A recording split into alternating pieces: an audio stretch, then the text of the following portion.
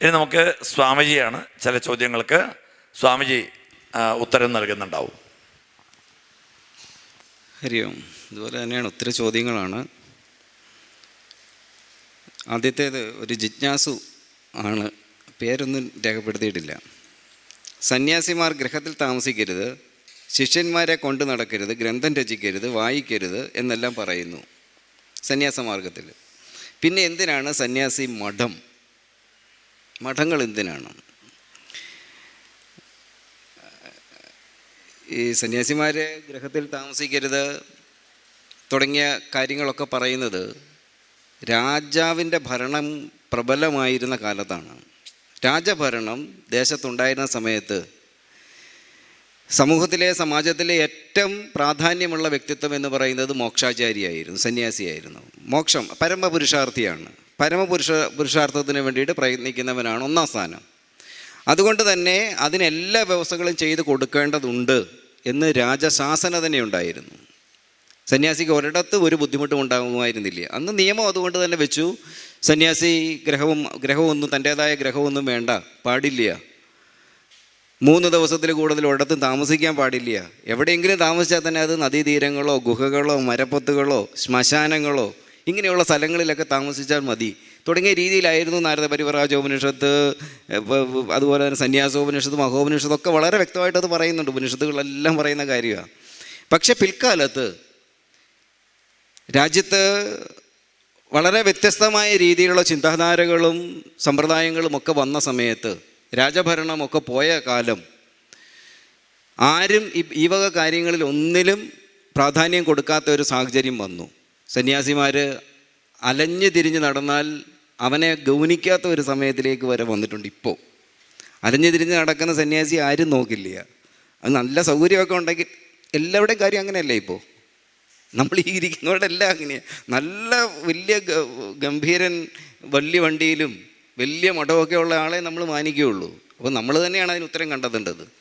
സന്യാസി എന്നും നിസ്സനായിട്ട് ഇങ്ങനെ ഒരു കൗപീനമായിട്ട് ധരിക്കാൻ തന്നെ ഇഷ്ടമുള്ളവർ തന്നെയാണ്. പക്ഷേ സമാജവും അതിനനുസരിച്ച് ഉയരേണ്ടതുണ്ട്. അപ്പോൾ അതിനൊക്കെ വ്യവസ്ഥ, ഇനി സന്യാസിമാർക്ക് വ്യവസ്ഥയിൽ പാളിച്ചയൊന്നും ഉണ്ടാകാൻ പാടില്ല. ആ ഗുരുസ്ഥാനത്ത് തന്നെ സന്യാസി നിൽക്കണം എന്ന സ്വദേശത്തോടുകൂടി ശങ്കരാചാര്യസ്വാമികളാണ് മഠം സ്ഥാപിച്ച് അതിനുശേഷമാണ് സന്യാസിമാർ ഒരിടത്ത് വസിക്കാൻ തുടങ്ങിയിട്ടുള്ളത്.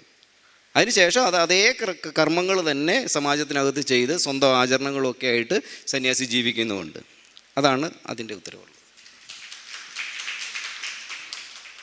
ശരീരത്തിലല്ല ഞാൻ, എന്നിലാണ് ശരീരം എന്നത് വിശദമാക്കണം. ബാലകൃഷ്ണൻ, ആചാര്യൻ ബാലകൃഷ്ണൻ, നല്ല വേദാന്ത ചോദ്യമാണ്. വിശദീകരിക്കാൻ ഒരു ദിവസം നന്നായിട്ടെടുക്കാം വേണമെങ്കിൽ. ഞാൻ 1-2 സെൻറ്റൻസിൽ പറയാം. ഈശാവാസ്യോപനിഷത്തിൽ ഈശാവാസ്യം ഇതം സർവം യത് കിഞ്ച ജഗത്യാം ജഗത്, ഈ ജഗത്ത് മുഴുവൻ ഈശനാൽ നിറഞ്ഞു നിൽക്കുകയാണ്. അതായത് ആവരണം ചെയ്തപ്പെട്ട് മൂടപ്പെട്ട് അത് കവറിങ് എന്ന നിലയിൽ ഈശ്വരൻ നിൽക്കുകയാണ്. അപ്പോൾ ഇത് മുഴുവൻ ഒറ്റ ശരീരമായിട്ട് കാണുക. ഈ ജഗത്ത് മുഴുവൻ ഒറ്റ ശരീരമാണ്, ഈശ്വരൻ എന്ന് പറയുന്ന ശരീരമാണ്. അപ്പം നമ്മളൊക്കെ എന്താണ്? ആ ശരീരത്തിനകത്ത് നിൽക്കുന്ന ഓരോ കോശങ്ങൾ പോലെയാണ്. എൻ്റെ ശരീരത്തിനകത്ത് എങ്ങനെയാണോ ഓരോ കോശങ്ങളും നിലനിൽക്കുന്നത്, ഓരോന്നും അതിൻ്റെ ഐഡൻറ്റിറ്റിയോടുകൂടി ഞാൻ എന്നങ്ങനെ അറിഞ്ഞുകൊണ്ട് തന്നെ ഓരോ കോശങ്ങളും നിലനിൽക്കുന്നത്. ഞാൻ എല്ലാ പ്രക്രിയ ഓരോ കോശങ്ങൾക്കും ഉണ്ട്. അത് ജനിക്കുന്നുണ്ട്, വിഘടിക്കപ്പെടുന്നുണ്ട്, ജനിക്കുന്നുണ്ട്, മരിക്കുന്നുണ്ട്, ഭക്ഷണം കഴിക്കുന്നുണ്ട്, വളരുന്നുണ്ട്. ഇതെല്ലാം ചെയ്തുകൊണ്ടാണ് ഓരോന്നും ഞാൻ എന്നിങ്ങനെ ചിന്തിച്ച് തന്നെയാണ് ഓരോ കോശങ്ങൾ എൻ്റെ ശരീരത്തിൽ നിൽക്കുന്നത്. ഇതുപോലെ ഈ പ്രപഞ്ച ശരീരത്തിൽ, ഈശ്വരനാകുന്ന ഈ പ്രപഞ്ച ശരീരത്തിൽ അകത്ത് എൻ്റെ ശരീരത്തിൽ എങ്ങനെയാണോ കോശങ്ങൾ നിൽക്കുന്നത്, അതുപോലെ നമ്മൾ ഓരോന്നും ഈ ഈശ്വര ശരീരത്തിനകത്ത് നിൽക്കുകയാണ്. ഈ അനുഭവത്തിലേക്ക് എത്തിക്കാൻ വേണ്ടിയിട്ടാണ് നമ്മൾ വേദാന്ത പദ്ധതികളും ഒക്കെ പറഞ്ഞിട്ടുള്ളത്. അതുകൊണ്ട് അത് തിരിച്ചറിഞ്ഞവരാണ് ചട്ടമ്പിസ്വാമികളെ പോലുള്ളവർ പറഞ്ഞ പ്രപഞ്ചം ഒരു മനസ്സാണ്, ഒറ്റ മനസ്സാണ്. പ്രപഞ്ചം എന്ന് പറയുന്നത് മുഴുവൻ ഒറ്റ മനസ്സാണ്. നോക്കുക, ആ മനസ്സിൻ്റെ അനുഭവതലത്തിലേക്ക് വരുന്നവർക്കാണ് നമ്മുടെ രാമകൃഷ്ണ പരമഹംസരെ പോലെ തന്നെ പരമഹംസർ അനുഭവം കാണിച്ച പോലെ അപ്പുറത്ത് ഒരു കുതിരക്കിട്ട് അടിച്ചത് അദ്ദേഹം വേദന കൊണ്ട് പൊളഞ്ഞിവിടെ. കാരണം ഇതൊറ്റ ശരീരത്തിൻ്റെ ഭാഗമാണ്. അപ്പോൾ ആ അനുഭവത്തിലേക്ക്, അപ്പോൾ ഇത് എന്നിലാണ് മുഴുവൻ, ഈശ്വരനായിരിക്കുന്ന ഞാനിലാണ് ഈ എല്ലാ ഞാനുകളും നിലകൊള്ളുന്നത് എന്നത് മാത്രമേ ഇപ്പം വിശദമാകുന്നുള്ളൂ.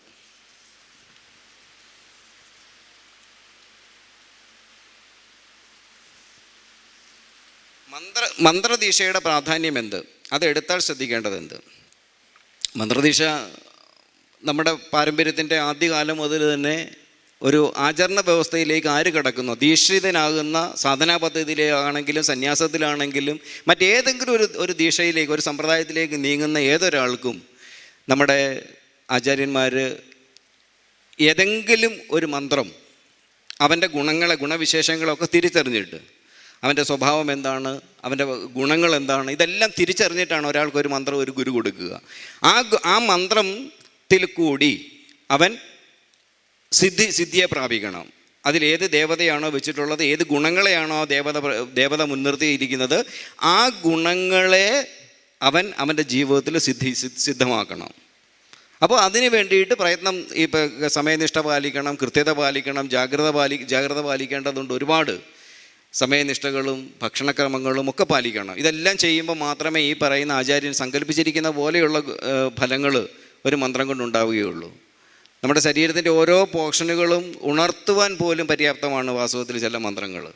തലച്ചോറൊക്കെ നന്നായിട്ട് ഉണർത്ത് പ്രകാശം പോലെയുള്ളതാക്കി മാറ്റും ചില മന്ത്രങ്ങൾ, ചില ശബ്ദങ്ങൾ. അപ്പോൾ അത് അത്രയും പ്രാധാന്യമുള്ളതാണ് ഓരോ മന്ത്രങ്ങളും. അങ്ങനെയാണ് ഒരാൾ ചില സിദ്ധികളിലേക്ക് വരെ നീങ്ങുന്നത്. പക്ഷേ അതൊക്കെ ശ്രദ്ധിക്കുക, അതൊന്നും നമ്മൾ ഗൗരവമായിട്ട് കൂടി എടുക്കരുതെന്നും ആചാര്യൻ ഉപദേശിച്ച് പറയാറുണ്ട്. ഇത്രയേ അത് പറയുള്ളൂ.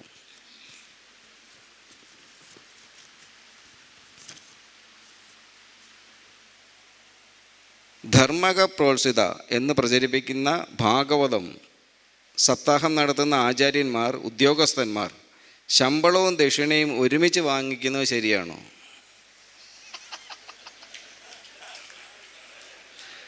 അതൊക്കെ വളരെ ശ്രദ്ധിക്കുക. ഒന്ന്, ഈ കർമ്മം ചെയ്യുന്ന ആൾക്ക് പ്രതിഫലത്തിന് അർഹതയുണ്ട്. കർമ്മം ചെയ്യുന്ന ആൾക്ക്, ഏതൊരാൾക്കും കർമ്മത്തിൻ്റെ പ്രതിഫലത്തിന് അർഹതയുണ്ട്.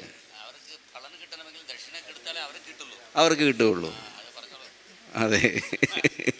അപ്പോൾ അത് നമ്മൾ കർമ്മം ചെയ്യുന്ന ഒരാൾക്ക് പ്രതിഫലം കൊടുക്കുന്നു എന്ന് കൂട്ടിയാൽ മതി.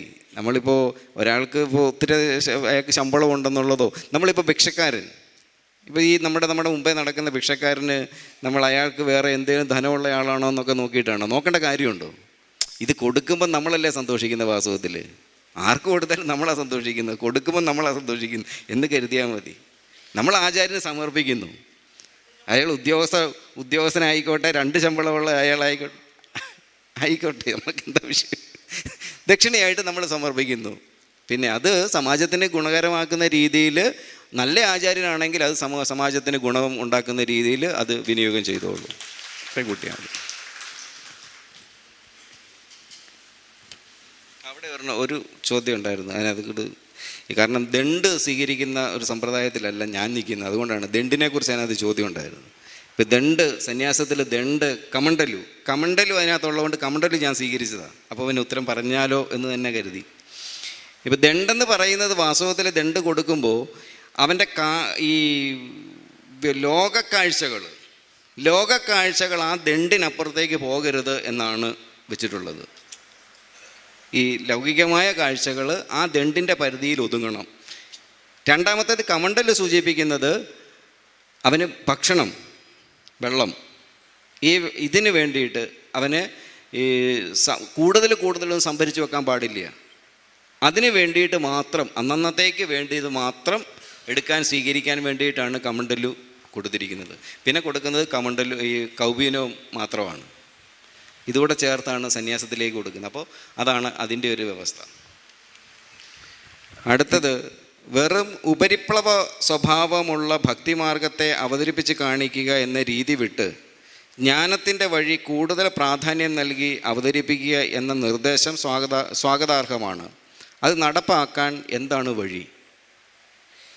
ജ്ഞാനമാണ് ശ്രേഷ്ഠം, എന്നാൽ കർമ്മശ്രേഷ്ഠമല്ലാത്തതുമല്ല. ലോകത്തിൽ ഈ കർമ്മം ലോകത്തിൽ ജീവിക്കുമ്പോൾ നന്നായിട്ട് കർമ്മം വേണം. പക്ഷേ ആ കർമ്മത്തിൽ വന്ന് നമ്മൾ ഈ രജോ ഗുണികളായിട്ട് അധപതിച്ച് പോകാൻ ഇടവരരുത്. അതായത് അഹന്തയിലേക്ക് എത്തും. രജോ ഗുണം കർമ്മത്തിൽ ഞാൻ അധികം അങ്ങോട്ട് ഭ്രമിച്ചു പോയി കഴിഞ്ഞാൽ രജോ ഗുണം വർദ്ധിക്കും. രജോ ഗുണം വർദ്ധിച്ചു കഴിഞ്ഞാൽ ഞാൻ അഹങ്കാരിയായിട്ട് നശിച്ചു പോകും. ഞാൻ അഹങ്കാരിയായിട്ട് നശിച്ചു പോകാതിരിക്കാനാണ് അവിടെ ഭക്തിയെ കൊടുത്തിട്ടുള്ളത്. ഈ ഭക്തിയും കൂടെ ചേർന്നതിനകത്ത് വരണം.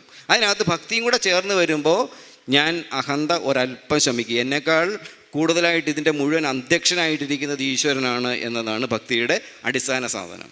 അപ്പോൾ ഈശ്വരന് വിധേയപ്പെട്ടവനാണ് ഞാൻ. എന്നേക്കാളൊക്കെ കേവൻ ഇവിടെ ഈശ്വരനുണ്ട്. അപ്പോൾ അവിടെ വിധേയപ്പെടലും ഈ എളിമപ്പെടലും ഒക്കെ ഉണ്ടാകും ജീവിതത്തിൽ. ആ എളിമപ്പെടലുണ്ടാകുമ്പോൾ എന്നേക്കാൾ ശ്രേഷ്ഠനായവൻ അയാൾ എന്നേക്കാളും ശ്രേഷ്ഠനാണല്ലോ എന്ന ചിന്ത നമ്മുടെ ജീവിതത്തിൽ വരും. അപ്പോൾ ഇങ്ങനെ വന്നാണ് ഇങ്ങനെയുള്ള ഭക്തിയും അതിനനുസരിച്ചുള്ള കർമ്മവും ആരിലാണോ ചേർന്ന് വരിക അവനിൽ ജ്ഞാനപദ്ധതി ഇതുപോലെയുള്ള അറിവിൻ്റെ പദ്ധതിയിലേക്ക് നീങ്ങും. അതുകൊണ്ട് ഈ അറിവ് കൊണ്ട്, ജ്ഞാനം കൊണ്ട് മാത്രമേ മുക്തി ലഭിക്കൂ എന്നാണ് നമ്മുടെ ആചാര്യന്മാരോട് എല്ലാം പറഞ്ഞിട്ടുള്ളത്. ആ ജ്ഞാനം എന്നുള്ളത് അതുകൊണ്ട് തന്നെ ഭാരതം എല്ലാ കാലത്തും അറിവിനാണ്, ജ്ഞാനത്തിനാണ് പ്രാധാന്യം നൽകിയിട്ടുള്ളത്.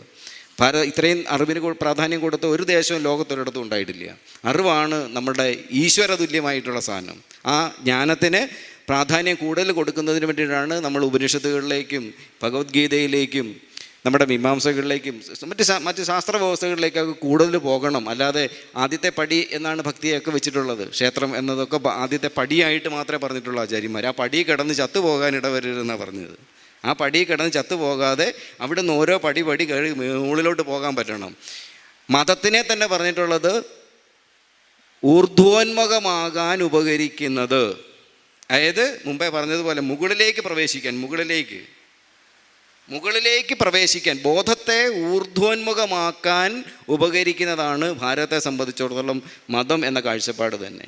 അപ്പോൾ അതിലേക്കൊക്കെ എത്തിക്കാൻ നമുക്ക് ജ്ഞാനമാണ് വഴി പറഞ്ഞിട്ടുള്ളത്.